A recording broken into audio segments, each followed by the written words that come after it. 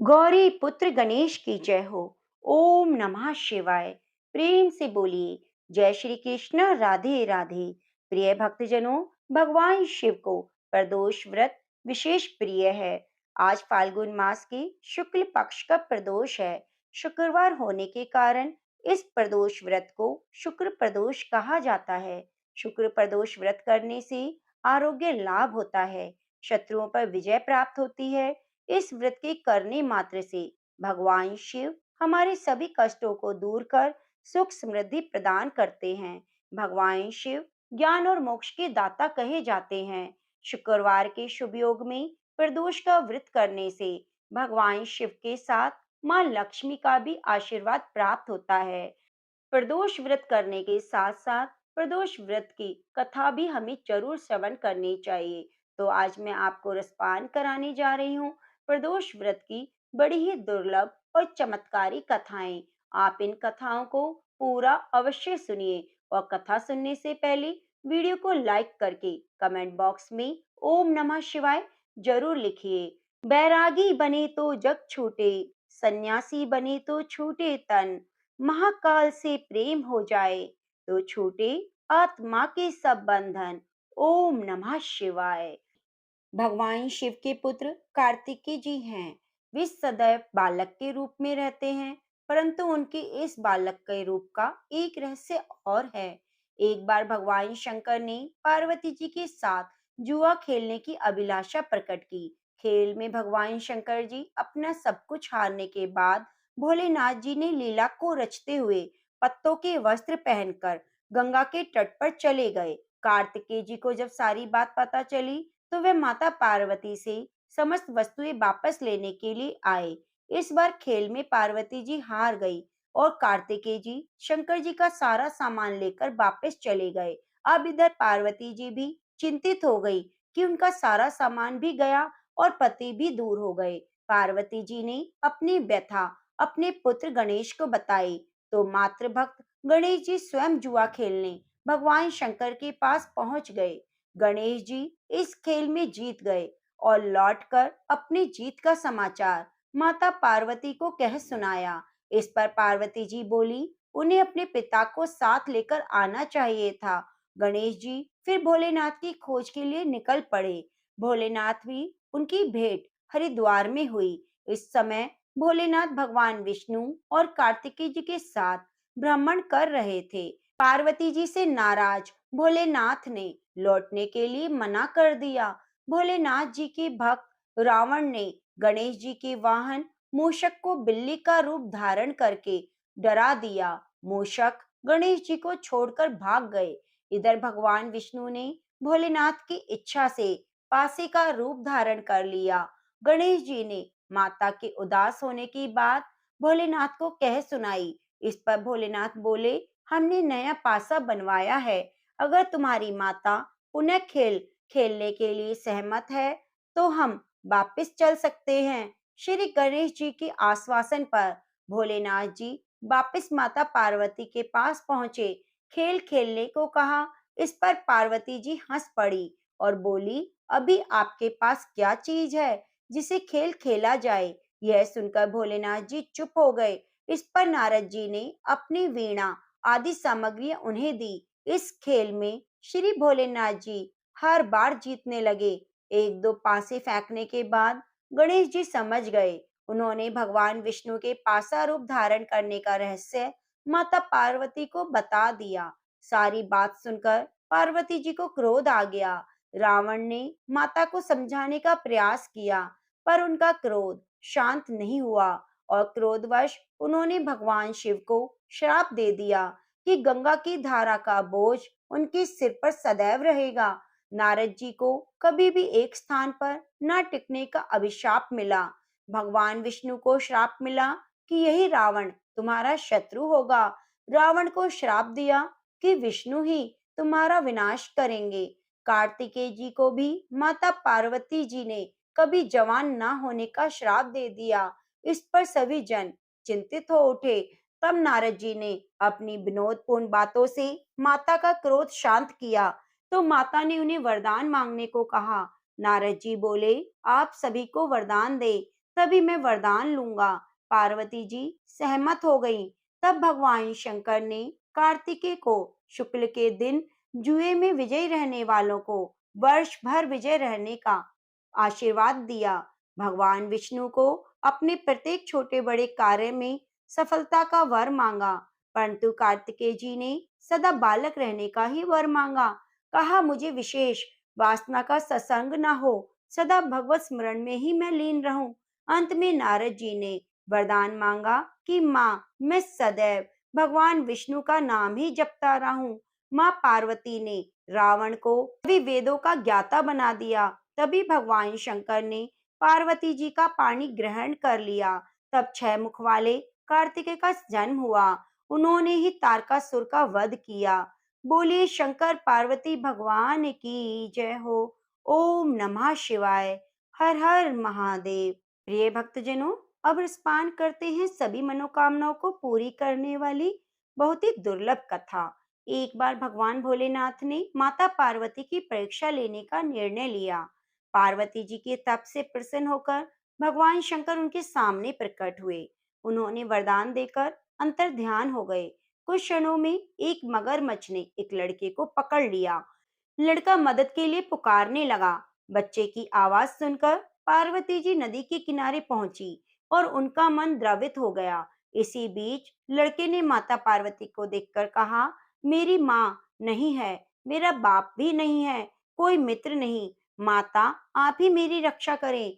इस पर पार्वती जी ने मगरमच्छ से कहा, ग्रह, इस लड़के को छोड़ दो। इस पर मगरमच्छ ने कहा, दिन के छठे पहर जो मिलता है मैं उसे अपना आहार बना लेता हूँ। पार्वती जी की विनती करने पर मगरमच्छ ने लड़के को छोड़ने के बदले में पार्वती जी के तप से प्राप्त वरदान का पूर्ण फल मांग लिया। इस पर पार्वती जी तैयार हो गई। मगरमच्छ ने बालक को छोड़ दिया, तेजस्वी बन गया। अपने तप का फल दान करने के बाद पार्वती जी ने बालक को बचा लिया। एक बार फिर भोलेनाथ को प्रसन्न करने के लिए तप करने बैठ गई। इस पर भोलेनाथ दोबारा प्रकट हुए और पूछा, अब तुम तप क्यों कर रही हो? मैंने तो तुम्हें पहले ही वरदान दे दिया। इस पर पार्वती जी ने अपने तप का फल दान करने की बात कही। इस पर शिव जी प्रसन्न होकर बोले, मगरमच्छ और लड़के दोनों का स्वरूप तो मैं ही था। मैं तुम्हारी परीक्षा ले रहा था कि तुम्हारा चित्त प्राणी मात्र में अपने सुख दुख का अनुभव करता है या नहीं। तुम्हारी परीक्षा लेने के लिए ही मैंने यह लीला रचाई थी। अनेकों रूप दिखने वाला मैं एक सत्य हूँ। अनेक शरीरों में मैं नजर आता हूँ, लेकिन मैं निर्विकार हूँ। इस तरह पार्वती जी शिव जी की परीक्षा में उत्तीर्ण हुई और उनकी अर्धांगिनी बनी। बोलिए शंकर पार्वती भगवान की जय हो। ओम नमः शिवाय। हर हर महादेव। तो आज मैं आपको सुना रही हूँ भगवान शिव और माँ पार्वती की प्रदोष में सुनी जाने वाली बड़ी ही सुंदर कथा। एक बार की बात है, जब श्री राधा जी पृथ्वी लोक पर चलने लगी तो गोलोक के श्री राधा जी के लीला पक्षी श्री सुखदेव जी ने भी साथ चलने को कहा।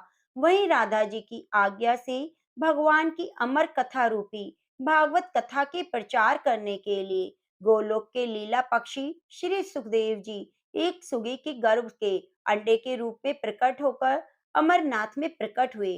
वह अंडा हवा के झोंकों से फूट गया और अमरनाथ में ही पड़ा रहा।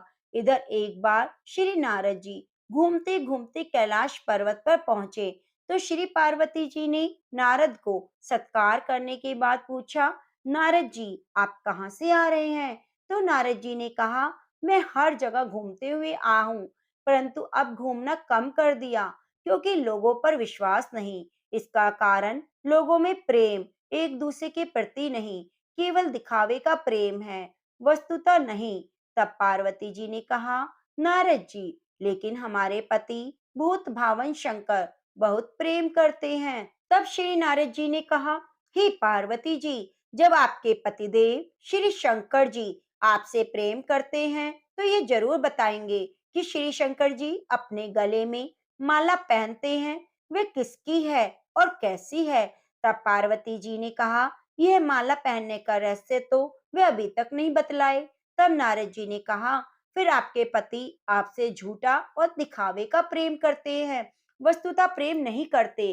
इतना कहकर श्री नारद जी वहां से चल दिए। इधर वहीं एक बार पार्वती जी ने भोलेनाथ से अनुरोध किया, कृपया ये बताइए आपके गले में किसकी माला है, और यह वर दे कि हे स्वामी, मुझसे आपका वियोग नहीं होगा, हमेशा आत्मज्ञान बना रहे, इसका कोई उपाय बताएं। आगे श्री शंकर ने कहा, इस आत्मज्ञान को मैं समय से बताऊंगा, परंतु नारद जी द्वारा जो भेद वचन है, भेद वचनों का समाधान करते हुए श्री शंकर जी ने कहा, हे पार्वती, ये हमारे गले में जो मुंडों की माला है, वे मुंडमाला तुम्हारे ही मुंडों की है, जिनको मैंने तुम्हारे बार बार मरने पर तुम्हारी यादगारी की माला के रूप में धारण किया, क्योंकि मैं तुमसे अति प्रेम करता हूँ। तब पार्वती जी ने कहा, मैं बार बार मर जाती हूँ और आपकी मृत्यु नहीं होती, इसका क्या कारण है? तब शंकर जी ने कहा, पार्वती जी, मैंने अमर कथा सुनी है, जिससे मैं अमर हूँ। यह घटना सुनकर पार्वती जी ने अमर कथा सुनने के लिए शंकर जी से प्रार्थना की। तब शंकर जी ने कहा, हे पार्वती जी, इस समय तुम में अमर कथा सुनने का पूर्ण लक्षण नहीं दिखाई दे रहा, फिर भी तुम्हारे आग्रह करने के कारण मैं अवश्य कथा सुनाऊंगा। यानी आज आपको अति गोपनीय कथा सुना रहा हूँ, जिसको सुनकर तुम भी अमर हो सकती हो। इसलिए आप जरा बाहर देख कर आए, कोई और तो नहीं है। इसलिए आप जरा बाहर देख कर आइए, कोई और है तो नहीं। पार्वती जी ने बाहर आकर चारों तरफ देखा, तो वहां सुख सावक के फूटे हुए अंडे थे। तो उन्होंने शिव जी से कहा, बाहर कोई भी नहीं है। इसी बीच बीच में पार्वती जी कथा सुनने के दौरान हुंकारा भरती। दसम स्कंद की समाप्ति पर वे निद्रा में ग्रस्त हो गई, यानी पार्वती जी को तो नींद आ गई। 12वें स्कंद की समाप्ति पर पार्वती जी ने शंकर जी से कहा, हे प्रभु, मुझे क्षमा कीजिए, मुझे दसम स्कंद के बाद नींद आ गई, मैं आगे की कथा नहीं सुन सकी। अर्थात श्री कृष्ण उद्यव संवाद जो 11वें स्कंद में है, उसको मैंने नहीं सुना, 12वें स्कंद की भी कथा नहीं सुनी। इधर यह जानने हेतु फिर इस कथा के बीच में कौन हुंकारा भर रहा था? अगर माता पार्वती सो रही थी, तो बार बार कौन हुंकारा भर रहा था? यह प्रश्न मन में जागा। तो शिव जी बाहर निकले। उन्होंने देखा एक सुख सावक यानी तोते का बच्चा। श्री शंकर जी ने पार्वती जी से कहा, ये कहाँ से आया? पार्वती जी ने विनीत वाणी में कहा, यहाँ तो फूटा हुआ अंडा पड़ा था, श्री भागवत कथा रूपी अमृत पान से वह जीवित हो गया। इस प्रकार अमर कथा की गोपनीयता भंग होने से शिव जी सुख सावक को पकड़ने के लिए झपटे। सुख सावक उड़ गया। उड़ते उड़ते भय से श्री बद्रिका आश्रम के निकट व्यास आश्रम पर श्री व्यास जी की पत्नी पिंगला के मुख में प्रवेश कर गया। फिर शंकर जी व्यास जी द्वारा सांत्वना प्राप्त कर वापस अपने आश्रम पर लौट गए। इधर सुखदेव जी 16 वर्षों तक पिंगला के गर्भ में रहे। उसके बाद श्री व्यास जी के अनुरोध करने पर सुखदेव जी ने अपना भय बताना प्रारंभ किया। उन्होंने गर्भ के भीतर से कहा, उन्हें बाहर आने पर माया से ग्रसित होने का भय है। यदि भगवान श्री कृष्ण द्वारा माया से ग्रसित न होने का आश्वासन मिले, तो वे बाहर आएंगे। व्यास जी ने अनुरोध से भगवान श्री कृष्ण ने सुखदेव जी को माया से ग्रसित नहीं होने का आश्वासन दिया। तब सुखदेव जी गर्भ से बाहर आए और जन्म लेते ही जंगल में तपस्या करने चल पड़े। पुनः सुखदेव जी ने तो अपने पिता व्यास के बुलाने पर भी नहीं आए, लेकिन व्यास जी के ब्रह्मचारी शिष्य द्वारा गाए जाते हुए भागवत जी के मंत्रों से अपनी समाधि को तोड़ा। इस श्लोक को पूरा पूरा सुनकर सुखदेव जी ने समाधि तोड़ दी और श्लोक को सुनकर व्यास जी के शिष्यों के पीछे चल दिए। इस घटना का मुख्य कारण भागवत कथा ही है। तो प्रेम से बोलिए, ओम नमः शिवाय। जय श्री कृष्णा, राधे राधे। सूत जी बोले, प्राचीन काल की बात है। एक नगर में 3 मित्र रहते थे। तीनों में ही बहुत गहरी मित्रता थी। उसमें एक राजा का बेटा, दूसरा ब्राह्मण का पुत्र और तीसरा सेठ का पुत्र था। राजकुमार और ब्राह्मण के पुत्र का तो विवाह हो चुका था। सेठ का पुत्र का विवाह होने के बाद तो गौना नहीं हुआ।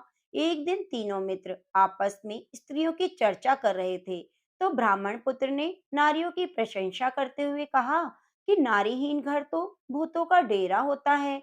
सेठ पुत्र ने यह वचन सुनकर अपनी पत्नी को लाने का तुरंत निश्चय कर लिया और सेठ का पुत्र अपने घर गया और अपने माता पिता को सभी बात बताई। उन्होंने बेटे से कहा, बेटा, शुक्र देवता डूबे हुए हैं। इन दिनों बहू बेटियों को उनके घर से विदा कराकर लाना अच्छा नहीं होता। अतः शुक्र उदय होने के बाद ही तुम अपनी पत्नी को विदा करा कर लाना। तो अब देखिए प्रिय भक्तजनों, सेठ का पुत्र था, वह तो बहुत ही जिद्दी था। वह नहीं माना और अपने ससुराल जा पहुंचा। सास ससुर को जब उसकी बात पता चली तो उन्होंने भी उसको समझाने की बहुत कोशिश की, किंतु वह नहीं माना। तो उसके माता पिता को विवश हो कन्या को विदा ही करना पड़ा। ससुराल से विदा होकर पति पत्नी नगर से बाहर निकले ही थे कि उनकी बैलगाड़ी का पहिया टूट गया और बैल की टांग भी टूट गई।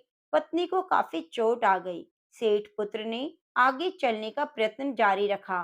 तभी डाकुओं से भेंट हो गई और वे धन धान्य को लूटकर चले गए। अब तो सेठ का पुत्र पत्नी सहित रोता पीटता अपने घर पहुंचा।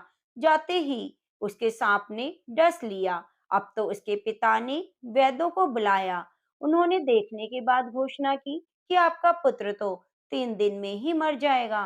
तो प्रिय भक्तजनों, अब देखिए, जब इस घटना का पता ब्राह्मण के पुत्र को लगा तो उसने सेठ से कहा, आप अपने लड़के को पत्नी सहित बहू के घर वापस भेज दो। ये सारी बाधाएं इसी कारण से आई हैं कि आपका पुत्र शुक्र अस्त में ही अपनी पत्नी को विदा करके लाया है। यदि वह वहां पहुंच जाएगा तो बच जाएगा। सेठ को ब्राह्मण के बात जच गई और उसने अपनी पुत्र वधू और पुत्र को वापस लौटा दिया। वहां पहुंचते ही सेठ का पुत्र ठीक हो गया और उसे अपनी गलती का एहसास हो गया। तो उसे पता चला कि जब शुक्र अस्त होता है तो हमें कोई भी बहन बेटी को विदा कराकर नहीं लाना चाहिए। इसके बाद दोनों ने भोलेनाथ की पूजा सेवा करते हुए अपना जीवन व्यतीत किया और सुखपूर्वक आनंद से रहने लगे और मृत्यु के बाद स्वर्गलोक को गए। तो प्रेम से बोलिए, ओम नमः शिवाय। भोलेनाथ माँ शंकर पार्वती की जय हो। प्रिय भक्तजनों, मनुष्य की गरीबी के सिर्फ 3 कारण हैं। वे कौन से 3 कारण हैं जिनसे मनुष्य गरीब हो जाता है? यदि आप इन 3 कारणों को ठीक से समझ लेते हैं तो आप जीवन में कभी भी गरीब नहीं रहेंगे। आइए कहानी को शुरू करते हैं। एक कहानी के माध्यम से समझते हैं कि मनुष्य क्यों गरीब रहता है। किसी गांव में एक किसान का परिवार रहता था। उस किसान के परिवार की हालत अत्यंत ही दयनीय थी। उसका जीवन गरीबी में कट रहा था। वह किसान दिन रात मेहनत करता और उसकी पत्नी थी, वह हमेशा उसके काम में हाथ बटाती। किसान की पत्नी गर्भवती थी। कुछ दिनों के बाद उसने एक बच्चे को जन्म दिया, लेकिन बच्चे को जन्म देने के बाद कुछ समय में ही पत्नी की एकाएक मृत्यु हो गई। किसान पर दुखों का पहाड़ टूट पड़ा। उसके ऊपर धन की कमी और साथ में बच्चे के पालन पोषण करना, जिस कारण से उसे बहुत परेशानी होने लगी।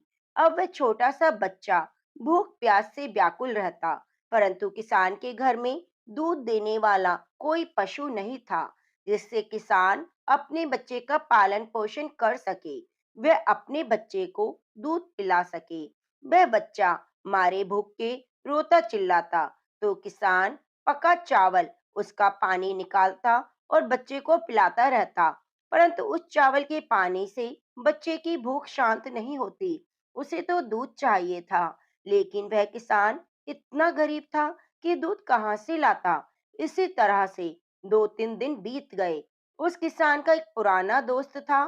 वह किसान के एक दिन घर आया और किसान की इस हालत को देखकर वह कहने लगा, हे मित्र, हमारे गांव के पास में एक जंगल है। उसमें बड़े सिद्ध महात्मा रहते हैं।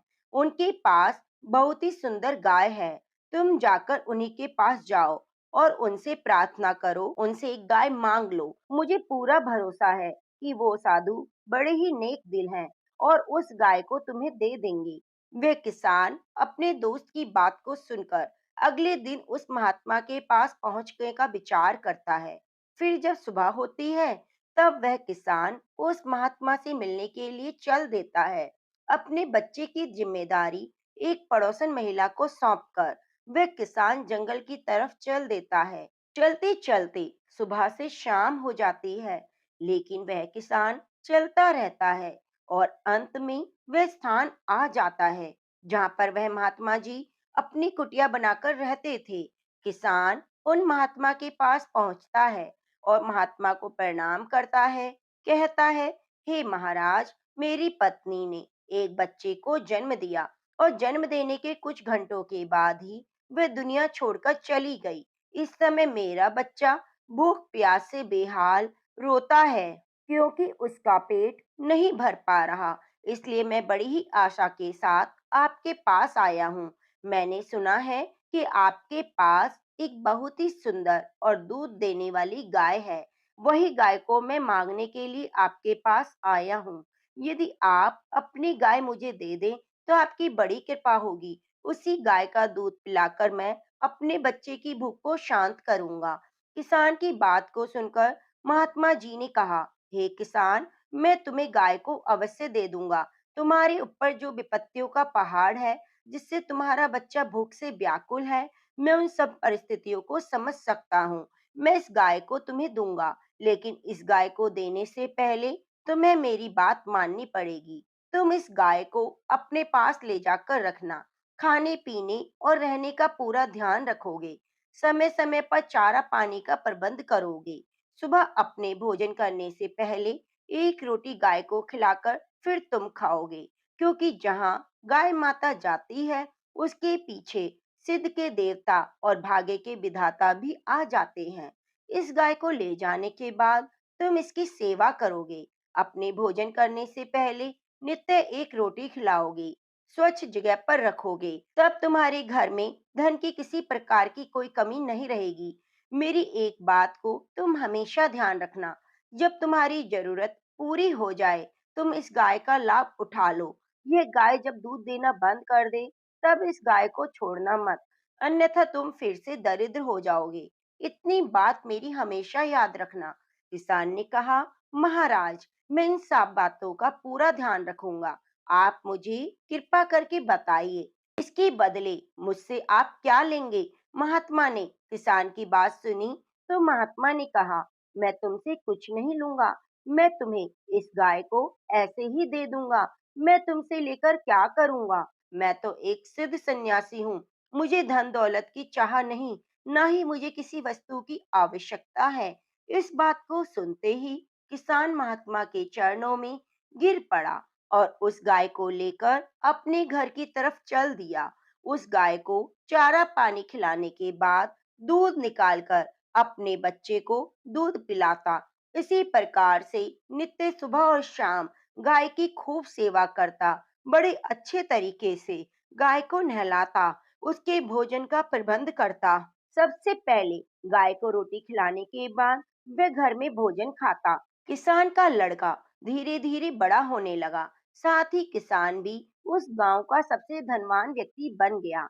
इसी तरह से किसान का जीवन बड़े ही अच्छे तरीके से गुजर रहा था।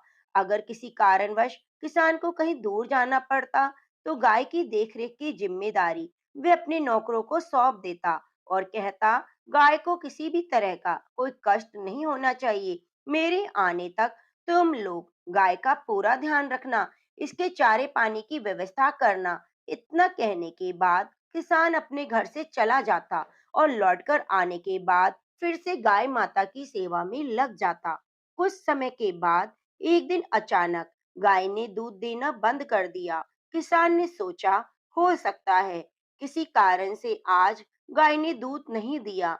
लेकिन फिर से अगले दिन गाय ने दूध नहीं दिया, तो इस प्रकार से उस गाय ने दूध देना बंद कर दिया। धीरे धीरे किसान का मन भी गाय की तरफ से हटने लगा। अब किसान ने गाय पर बिल्कुल ध्यान देना बंद कर दिया।